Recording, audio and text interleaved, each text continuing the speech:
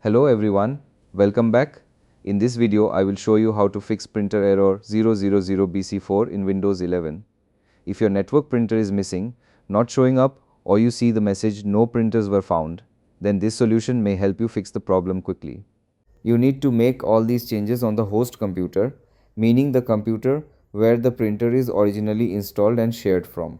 Do not apply these settings on the client computer first. First, right-click on the Start menu, click on Run. Now type gpedit.msc, click on OK. This will open the local group policy editor. In the group policy editor, double-click on Administrative Templates, Printers on the right side.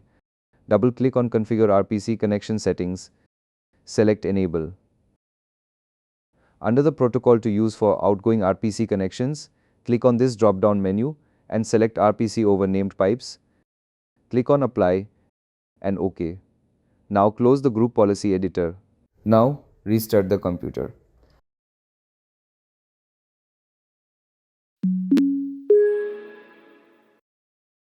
In many cases, this immediately fixes the issue and allows Windows to detect the network printer again. After applying this change, try adding your network printer again or check if the missing printer reappears.